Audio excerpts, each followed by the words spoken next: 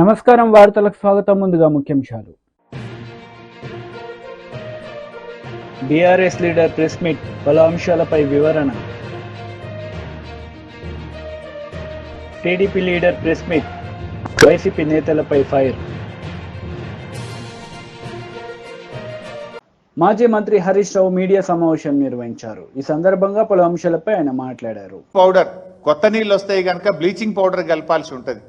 ఇలా గ్రామ పంచాయతీలో డబ్బులు లేక బ్లీచింగ్ పౌడర్ లేదు, ఫాగింగ్ లేదు, గడ్డి మందు లేదు, ట్రాక్టర్ల డీజిల్కు పైసలు లేవు, సఫాయి కార్మికులకు జీతాలు లేవు.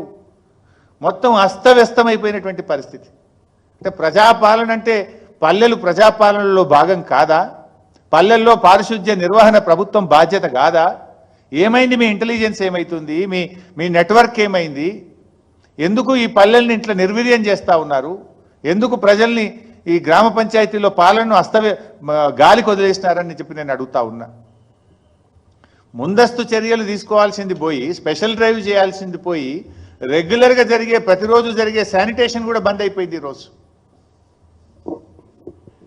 బీఆర్ఎస్ ప్రభుత్వం ఉన్నప్పుడు ప్రతి నెల గ్రామ పంచాయతీలకు టెన్షన్గా 275 కోట్లు పోతుండే. Every month 275 crores ఇచ్చేవాళ్ళం. సంవత్సరానికి 3,330 కోట్లు పల్లె ప్రగతి మీద బీఆర్ఎస్ ప్రభుత్వం ఖర్చు పెట్టింది. 3,330 కోట్లు ప్రతి సంవత్సరం పల్లెల్లో అభివృద్ధి కోసం, పారిశుద్ధ్య నిర్వహణ కోసం 275 కోట్లు ప్రతి నెల ఇచ్చాం. మరి 7 నెలలైతే ఒక్క నెల రూపాయి కూడా ఇవ్వలే. మీరు 7 నెలలు ఇంటూ 275 కోట్లు ఇవ్వాలి కదా. మీరు మాకంటే బాగా చేస్తారని ప్రజలు మీకు ఓట్లు వేసినారు. మేము 275 ఇస్తే మీరు 500 కోట్లు ఇస్తారని ప్రజలు ఆశపడ్డారు. ఇంకా బాగా చేస్తారని ప్రజలు ఆశించారు.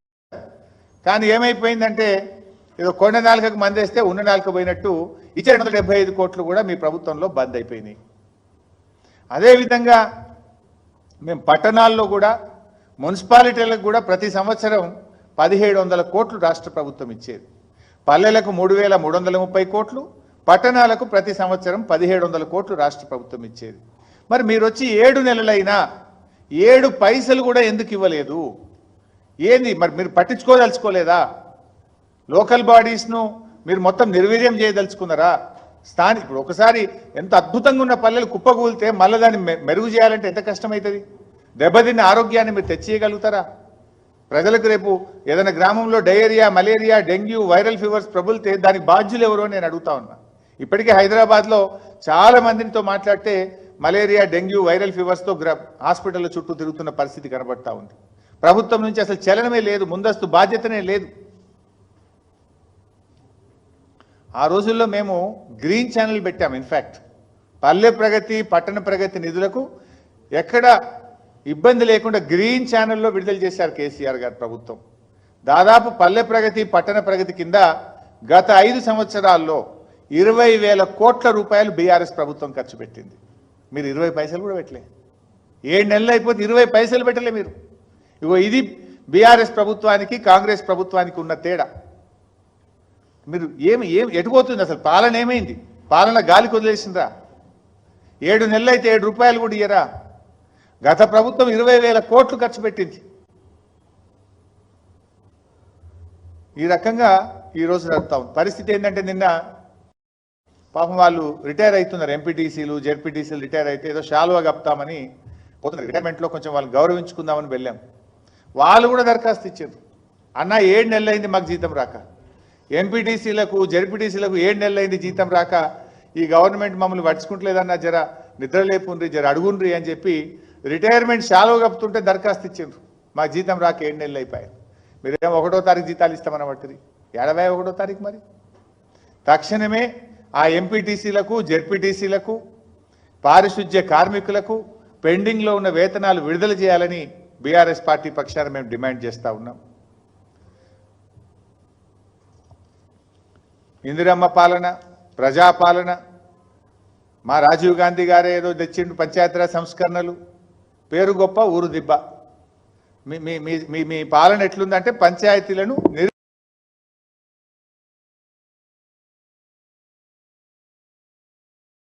నిర్వీర్యం చేస్తూ ఉన్నారు. లోకల్ బాడీలను నిర్వీర్యం చేస్తూ ఉన్నారు మీరు. మా ప్రభుత్వంలో దేశంలో ఎక్కడ లేని విధంగా కేసీఆర్ గారు స్థానిక సంస్థల్ని బలోపేతం చేయాలని అడిషనల్ కలెక్టర్ లోకల్ బాడీస్ అనే ఒక పోస్ట్ క్రియేట్ చేసినారు. ఒక IAS officer. TDP leader media సమావేశం నిర్వహించారు. ఈ సందర్భంగా పలు అంశాలపై ఆయన మాట్లాడారు. పెంచినటువంటి పెన్షన్లు వాళ్ళు ఈ సమాజానికి బరువు కాదు, ఈ సమాజం యొక్క బాధ్యత, సమాజం బాధ్యత అంటే ప్రభుత్వం బాధ్యత అని ఆయన ఈరోజు వాళ్ళు తీసుకున్నటువంటి పరిస్థితి చూస్తూ ఉన్నాం. ఈరోజు ఆయన పెంచినటువంటి పెన్షన్లు ఎవరైతే ఎన్నికల ముందు ఆయన వాగ్దానం చేసి ఏప్రిల్, మే, జూన్ కలిపి వాడు పెంచినటువంటి పెన్షన్లు ఆ 3 నెలలకి కలిపి ఈ నెలలో ఉన్నటువంటి 4,000 అవి 3,000 మొత్తంగా 7,000 రూపాయల పెన్షన్ని నేరుగా ఇంటికి తీసుకువెళ్ళి ఇచ్చినటువంటి పరిస్థితి.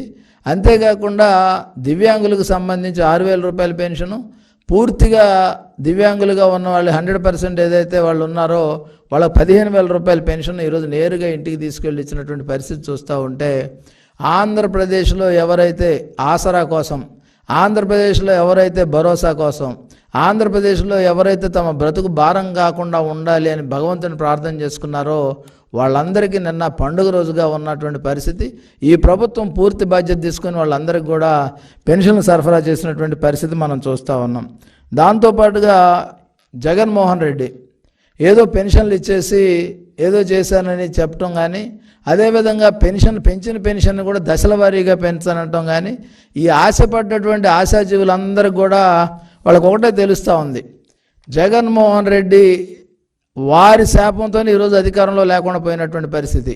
ఆ రోజు ఇచ్చిన మాట నిలబెట్టుకోకుండా 2,000 నుంచి 3,000 చేస్తానని కలబొల్లి కబూర్లు చెప్పి అధికారంలోకి వచ్చిన తర్వాత నేను అలాగనలేదు దశల వారీగా చేస్తానని చెప్పినటువంటి వ్యక్తి దశల వారీగా పెన్షన్లు పెంచుకుంటూ దాదాపు 5 ఏళ్ళు కాలం గడిపి ఆఖరణ వారికి దశల వారీగా పెంచినటువంటి పరిస్థితికి కేవలం 18 రోజుల్లోనే ఇచ్చిన మాట ప్రకారం బకాయిగా ఉన్న ఏదైతే ఆయన వాగ్దానం చేసినటువంటి ఏప్రిల్ నెల నుంచి జూలై నెల 1వ తారీఖుకి ఉన్నటువంటి బకాయిలు 3,000 ప్లస్ 4,000 7,000 ఇచ్చినటువంటి పరిస్థితి ఈ రాష్ట్రంలో. ఎందుకంటే అన్నమంతా పట్టుకోక్కర్లు, ఒక మెతుకు పట్టుకుంటే పరిపాలన ఏ విధంగా ఉండబోతుంది, అన్నం ఉడికిందా లేదా ఏ విధంగా తెలుస్తుందో అదేవిధంగా నిన్న ఒక్క రోజుతోనే చంద్రబాబు నాయుడు గారి పరిపాలన ఏ విధంగా ఉండబోతా ఉంది ఈ రాష్ట్రం చాలా రోజులు. ఎందుకంటే ఈ సందర్భంగా ఇంకొక విషయం కూడా తెలియజేయాల్సినటువంటి అవసరం ఉంది. ఆ రోజు 2019లో ఎంప్లాయీస్ అందరూ కూడా చంద్రబాబు నాయుడు గారు ఇచ్చినటువంటి ఫిట్మెంట్ కానీ ఇవన్నీ కూడా గుర్తుపెట్టుకోకుండా జగన్మోహన్ రెడ్డి ఒక్క ఛాన్స్ అడిగితే వీళ్ళందరూ కూడా డబల్ ఛాన్స్ ఇచ్చి 2 చేతులతో నొక్కాం మేము ఓట్లు అని చెప్పినటువంటి ఎంప్లాయీస్ కూడా అనుభవించారు. ఏ విధంగా 10వ తారీఖు వచ్చినా, 11వ తారీఖు వచ్చినా, 15వ తారీఖు వచ్చినా కూడా వాళ్ళ జీతాలు పడకుండా కనీసం పిఎఫ్ ఖాతాల్లో ఉన్న సొమ్ములు కూడా ప్రభుత్వం విత్డ్రా చేసి వాళ్ళు ఏ విధంగా చేసిందో మనం చూసాం. అలాంటి పరిస్థితి నుంచి 1వ తారీఖునే ప్రభుత్వంలో పనిచేసే ప్రతి ఉద్యోగి 1వ తారీఖే జీతాలు చెల్లించే విధంగా చంద్రబాబు నాయుడు గారి మార్క్ ఏదైతే ఉందో ఆ మార్క్ని నిన్న అధిగమించినటువంటి పరిస్థితి చూస్తూ ఉన్నాం. 1వ తారీఖున అందరికి జీతాలు ఇవ్వటం, అంతేకాకుండా కాంట్రాక్టు అవుట్సోర్సింగ్ వాళ్ళకు కూడా 1వ తేదీనే నేరుగా జీతాలు ఇవ్వాలనే సంకల్పం ఈ ప్రభుత్వం తీసుకోవటం చూస్తూ ఉంటే ఈ రాష్ట్రానికి మంచి రోజులు వచ్చాయి, ఈ రాష్ట్రంలో ప్రజలకు మంచి రోజులు వచ్చాయి, ఈ రాష్ట్రంలో అభివృద్ధి అనేది జరగబోతూ ఉంది, ఈ రాష్ట్రంలో ఉపాధి అవకాశాలు మెరుగుపడబోతూ ఉన్నాయి, ఈ రాష్ట్రంలో పరిశ్రమలకు అనువుగా ఉన్నటువంటి పరిస్థితి రాబోతూ ఉంది.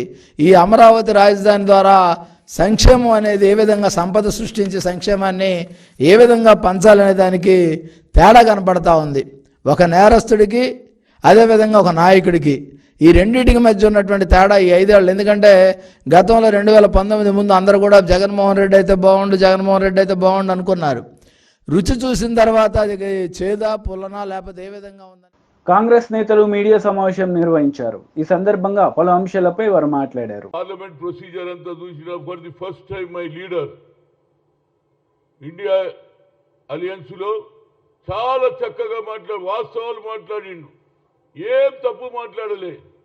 ఏ ధర్మంలో ఉన్నదా, అది సిక్కు ధర్మం కావచ్చు, హిందూ ధర్మం కావచ్చు, బుద్ధిస్తం కావచ్చు, ఎదుటివాడిని ప్రేమ చేయమన్నారు కానీ ఎదుటివాడిని విద్వేషం పెట్టి వాని మీద అరాచకం చేయమని ఎక్కడ చెప్పలే. ఇవాళ వాళ్ళు నీతులు చెప్తున్నారు. ఆయన ఏమన్నాడు, వాస్తవాలు మాట్లాడిండు, ట్రూత్ మాట్లాడిండు. ఆయన అన్నాడు కూడా, నేను వాస్తవం ఏమైనా హిందువులు అనేవాళ్ళు ఎదుటి వాడిని విద్వేషాన్ని పెంచి వాడిని చంపడం కొట్టడం మరి ఈనాడుతున్నటువంటి పరిస్థితులలో ఆయన కరెక్ట్గా మాట్లాడిండు. వైలెన్స్ చేయొద్దు అన్నాడు. ఏం తప్పు మాట్లాడిండే? ఎందుకు అపోలో ఇవ్వాలి? నేను చూసిన పురంధేశ్వరి కూడా క్షమాపణ చెప్పాలి. అరే అమ్మా, నువ్వు మొదలు నరేంద్ర మోడీని అడుగు. ఏడా గోద్రా ఇన్సిడెంట్ ఏమైంది? గుజరాత్లో ఏమైంది? ఉగుతకోత కోసిండ్రా లేదా? మేము ఎప్పుడన్నా మాట్లాడుతున్నాం ఆ సంగతి? మేము విద్వేషాన్ని పెంచొద్దనేది రాహుల్ గాంధీ ఆలోచన. కేవలం ప్రేమ పెంచుకోమని, ప్రేమతో చూడమని అంటున్నాడు. మీరేమో హిందువుల పేర్ల మీద హిందువులను బద్నాం చేస్తున్నారు. మీరు హిందూ ధర్మంలో ఉన్నదా ఎదుటివాడిని చంపాలని, ఎదుటివాడిని కోసేయాలని, ఎదుటివాడిని ఇచ్చేయాలని? ఇవాళ అంటూ సిక్కుల కోత. మరి అదే కూడా మాట్లాడాలి కదా. ఏది ఇందిరాగాంధీ చనిపోయినప్పుడు అదైతే ఎమోషనల్ ఉండే, మీ దాంట్లో ఎమోషనలే లేదు. ఎంతమందిని ఆనాడు మీ నరేంద్ర మోడీ ముఖ్యమంత్రి ఉండేనా లేదా? మాట్లాడడం మీ ఒక్కరికే కాదు, మాకు కూడా వస్తుంది. మేము వాస్తవాలు మాట్లాడతాం. న్యాయం గురించి కొట్లాడుతున్నాడు Rahul Gandhi. First time I have seen his speech. Is a historical. చాలా చక్కగా చెప్పిండు, వాస్తవాలు చెప్పిండు, స్వచ్ఛం గురించి చెప్పిండు, అబద్ధాలు చెప్పలే. దానికట హిందువులను ఏం అవమానం చేసిండ్రా బాబు? ఏమన్నాడు? హిందువుల పేర్ల మీద మీరు ఏది అరాచకం చేస్తున్నారు, వైలెన్స్ చేస్తున్నారని చెప్పిండు. ఆ వైలెన్స్ తగ్గించమని చెప్పిండు. తప్పేం చెప్పిండు? దానికట్ట అపాలజీ. ఏం అపాలజీ చెప్పాలి? ఎప్పుడైనా చెప్పిండా? నరేంద్ర మోడీ ఇంత పెద్ద అయింది, ఆయన రాష్ట్రంలో తప్పు జరిగిందని ఒప్పుకున్నాడా? ఆయన చెప్పమను తప్పు జరిగిందని. ఆనాడు ఉన్నాడు వాజ్పేయి కూడా ఇది పద్ధతి కాదన్నాడు. అది తెలుసుకోకుండా ఆమె ఏది రాహుల్ గాంధీ ఏది క్షమాపణ చెప్పాలంటూ మొదలు ఆయన చెప్పమను. గుజరాత్లో గోద్రాలో జరిగిన దాని మీద ఇప్పటిదానికా క్షమాపణ చెప్పలే. That is the quality of the leader. మా లీడర్ చూడు స్వచ్ఛంగా న్యాయం గురించి. ఈనాడు అహింసను ఆపమని చెప్పాడు, హింసను పోషించొద్దని చెప్పిండు. మన కల్చర్ కాదు. బుద్ధిస్టులలో కానీ, సిక్కులలో కానీ, ముస్లింలో కానీ, హిందువులలో కానీ చంపాలని, ద్వేషం పెంచుకోవాలని ఎక్కడ లేదు. చాలా చక్కగా మాట్లాడాడు. తప్పనిసరిగా ఆయన నాయకత్వంలో రోజు తప్పనిసరిగా ప్రతి పార్లమెంట్లో ప్రతి ఇష్యూ మీద నిలదీయాలని చెప్తున్నా. ఎందుకంటే నరేంద్ర మోడీకి మెజార్టీ ఉన్నదని ఇష్టం వచ్చినట్టు ఆట ఆడుతాడు. కాబట్టి ఇవాళ నీకు సరిపోయినటువంటి న్యాయంగా చెప్పాలంటే బీజేపీ ఎన్డీఏకు ఓటమి జరిగింది. మా మెజార్టీ ఎంత వచ్చిందో కొద్దిగా మీకు సంఖ్య వచ్చి ఉండొచ్చు. కానీ న్యాయంగా చెప్పాలంటే ఓటమి అంచులో ఉండి గెలిచిండ్రు తప్పితే. అయినా రేపు పార్లమెంట్లో చాలా బాగా మాట్లాడిండు. ఆయనకు ఎక్స్పీరియన్స్ వచ్చింది. కన్యాకుమారి నుంచి కశ్మీర్ వరకు వచ్చిన తర్వాత ప్రజల సమస్య తెలుసుకున్నాడు. జితినా హిస్సేదారి భాగీదారు అన్నాడు. క్యాస్ట్ వైజ్ సెన్సస్ అన్నాడు. దాన్ని కూడా పార్లమెంట్లో రేజ్ చేయాలి తప్పనిసరిగా అన్ని రాజకీయ party. YCP leader Pothina Mahesh media సమావేశం నిర్వహించారు. ఈ సందర్భంగా పలు అంశాలపై ఆయన మాట్లాడారు. విజయవాడలో ప్రేమోన్మాది గడ్డం మణికంఠ హత్య చేసినటువంటి దర్శిని తండ్రి శ్రీరామచంద్రమూర్తి గారి మరణం పట్ల ఇంతవరకు రాష్ట్ర ప్రభుత్వం ఎందుకు స్పందించాలా? హోంమంత్రి గారు ఎందుకు స్పందించాలా? దీనికి కారణం గడ్డం మణికంఠ తెలుగుదేశం పార్టీ కార్యకర్తనా? తెలుగుదేశం పార్టీ సానుభూతిపరుడనా? ఇంత సంచలనం రేపినటువంటి ఈ హత్యపై ఇంతవరకు రాష్ట్ర ప్రభుత్వం కానీ, తెలుగుదేశం పార్టీ నాయకులు కానీ, కూటమి నాయకులు కానీ స్పందించలేదంటే ఖచ్చితంగా గడ్డం మణికంఠ తెలుగుదేశం పార్టీ సానుభూతిపరుడు, తెలుగుదేశం పార్టీ కార్యకర్త కనుకనే ఇంతవరకు రాష్ట్ర ప్రభుత్వం కానీ, హోం మంత్రి గారు కానీ, అదేవిధంగా తెలుగుదేశం పార్టీ నాయకులు కానీ, పశ్చిమ నియోజకవర్గంలో ఉండేటువంటి ఎమ్మెల్యే సుజనా చౌదరి గారు కానీ కనీసం స్పందించకపోవడానికి కారణం ఇవేమి మేము సొంతంగా చెప్తున్నటువంటి మాటలు కాదు. గడ్డం మణికంఠ మీరు చూస్తూ ఉంటే కేశినేని చిన్ని గారితో వారు దిగినటువంటి ఫోటో, మణికంఠ దిగినటువంటి ఫోటో, మరొక ఫోటో కేశినేని చిన్ని గారితో ఉన్న ఫోటో మొన్న ఎలక్షన్ సందర్భంగా, మరొక ఫోటో చూడండి కార్పొరేషన్ ఎన్నికల సందర్భంగా మణికంఠ చంద్రబాబు నాయుడు గారు ప్రచారం చేస్తున్నటువంటి సందర్భంలో ఆయన సెల్ఫీ తీసుకున్నటువంటి ఫోటో. సెల్ఫీ తీసుకున్నటువంటి ఫోటో. కాబట్టే మేము చెప్తా ఉన్నాం, గడ్డం మణికంఠ ముమ్మాటికి తెలుగుదేశం పార్టీ సానుభూతి పరుడే. అతను ప్రేమోన్మాదే. ఇతను దర్శిని తండ్రి శ్రీరామచంద్రమూర్తి గారిని అత్యంత దారుణంగా, కిరాతకంగా నడి రోడ్డు మీద అత్యంత పాశవికంగా చంపేసిన ఇంతవరకు రాష్ట్ర ప్రభుత్వం స్పందించలేదు. ఒక యువతకి ఇంత దారుణం జరిగితే హోంమంత్రి అనిత గారు కూడా స్పందించరా. ఈ ఘటనకి కూతవేటు దూరంలో డిప్యూటీ సీఎం పవన్ కళ్యాణ్ గారి క్యాంపు కార్యాలయం కూడా ఉంది. కనీసం వారు కూడా స్పందించలా. ఇంతకన్నా అన్యాయం ఏమైనా ఉంటుందా? విజయవాడ నగరం నడి బొడ్డున దర్శిని కుటుంబానికి ఇంత ఘోర అన్యాయం జరిగితే రాష్ట్ర ప్రభుత్వం స్పందించకపోవడం ఏంటి? కూటమి అధికారంలోకి వచ్చిన దగ్గర నుంచి రాష్ట్రంలో మహిళల మీద, యువతల మీద వరుసగా అఘాయిత్యాలు జరుగుతూ ఉన్నాయి, హత్యలు జరుగుతూ ఉన్నాయి. దీని మీద రాష్ట్రంలో ఉండేటువంటి యువతలు, మహిళలు చాలా చాలా గందరగోళపడుతూ ఉన్నారు, ఆందోళన చెందుతూ ఉన్నారు. బీజేపీ లీడర్ మీడియా సమావేశం నిర్వహించారు. ఈ సందర్భంగా పలు అంశాలపై ఆయన మాట్లాడారు. దేశంలో ప్రతి హిందూ కూడా ఈరోజు కాంగ్రెస్ పార్టీ హిందువులకు, ఈ దేశ ప్రజలకు క్షమాపణ చెప్పాలి అని చెప్పేసి కూడా మేము ఈ యొక్క పత్రికా సమావేశం ద్వారా మేము కోరుతా ఉన్నాము. సిగ్గు, లజ్జ అటువంటి ఏదైనా ఉంటే కాంగ్రెస్ పార్టీకు కనీసం ఇప్పటికైనా వారు స్టేట్మెంట్ ఇచ్చి మా తప్పైపోయింది అని చెప్పేసి చెప్పాల్సిన అవసరం ఉంది. గతంలో ఆ పనులు కాంగ్రెస్ పార్టీ చేసింది. సిక్కులను ఊత కోసం పోసిన తర్వాత కూడా వాళ్ళు దాదాపు 15 సంవత్సరాల తర్వాత తప్పైందని చెప్పారు. కానీ అంత దూరం పోకుండా రాహుల్ గాంధీ గారు కాంగ్రెస్ పార్టీ తరఫున, వారి తరఫున ఈరోజు మన దేశ ప్రజలకు వారు క్షమాపణ చెప్పాలని చెప్పేసి కూడా భారతీయ జనతా పార్టీ డిమాండ్ చేస్తాం.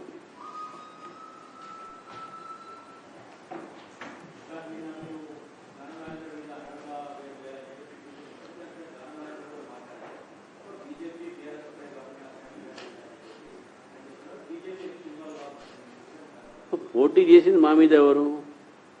కాంగ్రెస్ పార్టీ చేసింది. కాంగ్రెస్ పార్టీ క్యాండిడేట్ ఎవరు? టీఆర్ఎస్ మీద గెలిచినాడు. కాబట్టి మేము అక్కడ ఆ ఒక్క క్యాండిడేట్ వరకు చేసినాం కదా, మిగతా వాళ్ళని మేము చేయలే కదా.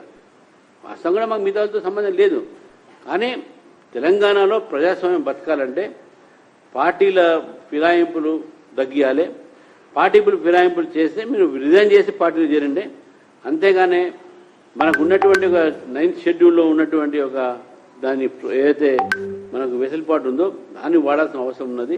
ఇటు మర్జరు కాదు, ఇది కాదు, ఇండివిజువల్ డిఫెక్షన్స్ అనేది భారతదేశంలో తెలంగాణ నుంచి మొదలైంది. దానికి బీఆర్ఎస్, కాంగ్రెస్ పార్టీ ఇద్దరు కూడా ఒకటే, దొందే.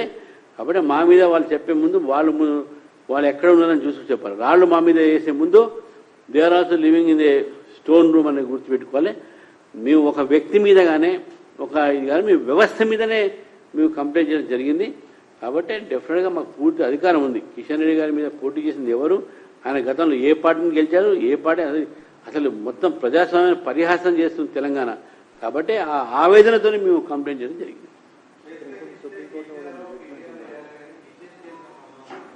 మా మీద కదా పోటీ చేసింది. మా మీద పోటీ చేసిన వ్యక్తి మేము ఎవరేస్తారు? మీరు చేస్తే మిగతా వాళ్ళం మేము వేయలే కదా. కానీ దాని మీద కూడా నేను చెప్తా ఉన్నాను, ప్రజాస్వామ్యాన్ని పరిహాసం చేయకుండా వాళ్ళ మీద కూడా చర్య తీసుకోవాలి. ఇది మంచి వరవడి కాదు. ప్రజాస్వామ్యంలో ఒక పార్టీ నుంచి గెలిచి ఇంకో పార్టీకి మామూలుగా పోవటం అనేది బీఆర్ఎస్ పార్టీ మొదలుపెట్టింది తెలంగాణలో. కాంగ్రెస్ పార్టీ దాన్ని కొనసాగిస్తుంది. వాళ్ళిద్దరూ ఒకటే, దొందే. ఇది మంచిది కాదు ప్రజాస్వామ్యం అని చెప్పేసి భారతీయ జనతా పార్టీ భావిస్తుంది.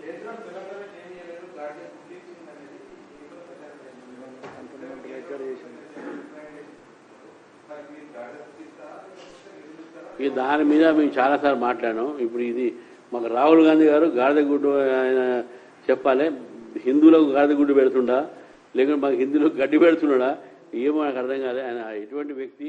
ఆయన ముందు వార్తలు ముగించే ముందు ముఖ్యాంశాలు మరోసారి. బీఆర్ఎస్ లీడర్ ప్రెస్ మీట్, పలు అంశాలపై వివరణ. TDP leader press meet, YCP నేతలపై ఫైర్. ఈ వార్తలు ఇంతటితో సమాప్తం. తిరిగి ప్రసారమయ్యే వార్తల్లో మళ్ళీ కలుద్దాం. అంతవరకు సెలవు. నమస్తే.